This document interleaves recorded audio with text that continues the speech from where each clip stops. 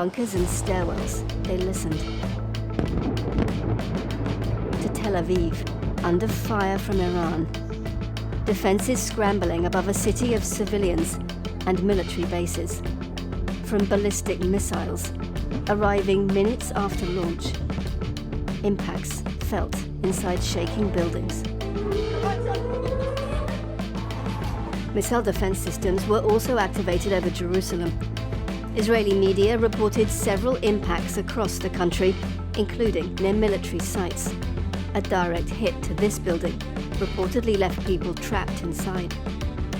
Israel began striking Iran overnight.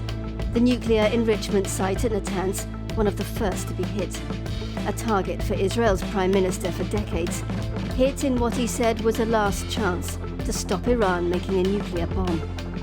Air defenses, missile sites, nuclear scientists, and military leaders, including the head of Iran's armed forces, wiped out in a series of nationwide strikes.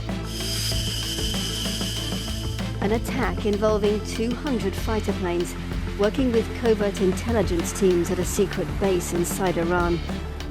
These pictures from Israel's spy agency are said to show commandos firing at a missile launcher during this morning's attack. Their prime minister said the clock on Iran's nuclear ambitions had run out.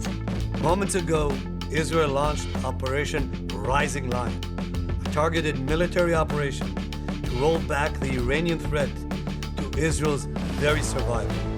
This operation will continue for as many days as it takes to remove this threat. For decades, the tyrants of Tehran have brazenly, openly called for Israel's destruction. In Iran, hundreds of protesters called for revenge. They started this. They launched a war. We will not allow them to escape unscathed from the major crime they have committed.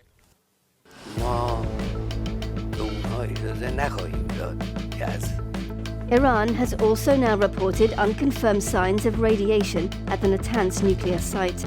I reiterate that any military action that jeopardizes the safety and security of nuclear facilities risks grave consequences for the people of Iran, the region, and beyond. Actually complicated, probably dangerous operation Israel ever did in its history. We have a huge military success, a huge one. Okay, what's the next step? Are we going to transform it to something that will say, okay, the region is safe for the next 50 years, not having any nuclear threats from Iran? Tonight, Israel was still striking across the country. This explosion filmed in West Tehran.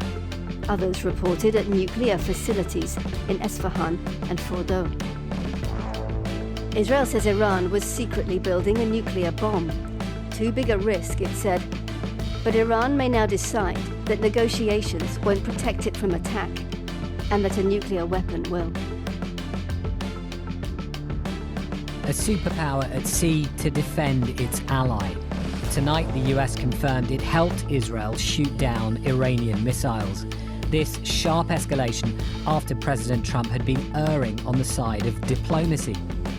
As Israel attacked overnight, Washington warned Iran not to hit back at American bases, saying it wasn't involved. But by this morning, Mr. Trump was on the offensive, saying Tehran's hardliners had lost the fight to get their terms on the nuclear deal. They're all dead now, he said, and it will only get worse.